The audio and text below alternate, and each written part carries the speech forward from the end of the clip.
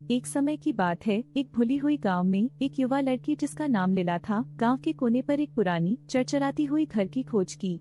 उस घर के अंदर फर्श के तख्तों के नीचे एक छोटा सा छिपा हुआ था। लीला ने जैसे ही उस खजाने को खोजा, उसे लगा जैसे यह उसके अतीत का एक हिस्सा है। यह खजाना न केवल उसके लिए बल्कि पूरे गांव के लिए महत्वपूर्ण था।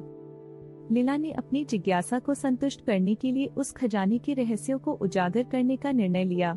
उसने पहले उस घर के आसपास की जगहों को खंगाला जहां उसने पहले कभी नहीं जाना था। वह एक एक सुराग के पीछे लगी और हर कदम पर उसे अतीत की छवियां दिखाई दी। धीरे धीरे उसे एक कहानी मिली जो उसके दादा दादी के दिनों से जुड़ी थी। उस कहानी में एक अदृश्य खजाना था जो गांव के लोगों की खुशियों और दुखों का प्रतीक था। लीला को एहसास हुआ कि वह अकेली नहीं थी, उसके गांव के लोग भी उस परंपरा का हिस्सा थे। जैसे जैसे वह सुरागों का पता लगाती गई, उसने अपने दोस्तों को भी अपने साथ जोड़ा। परिवार और दोस्तों का समर्थन पाकर लीला ने एक साहसिक यात्रा पर जाने का निश्चय किया। उसकी यात्रा में कई बाधाएं आईं, लेकिन उसने कभी हार नहीं मानी। एक दिन उसे एक पुरानी मानचित्र मिली जो खजाने के स्थान की ओर इशारा कर रही थी।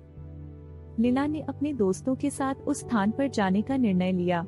रास्ते में उन्हें कई चुनौतियों का सामना करना पड़ा, लेकिन उन्होंने एक दूसरे का साथ दिया। आखिरकार जब वे उस स्थान पर पहुंचे तो उन्होंने पाया कि खजाना एक भावनात्मक उपहार था जो उनके लिए एकता और प्यार का प्रतीक था। इस अनुभव ने न केवल लीला की जिंदगी बदल दी, बल्कि पूरे गांव को एक साथ जोड़ दिया। इस तरह लीला और उसके गांव वालों ने एक नई शुरुआत की और खजाने की कहानी हमेशा के लिए उनकी यादों में जिंदा रही।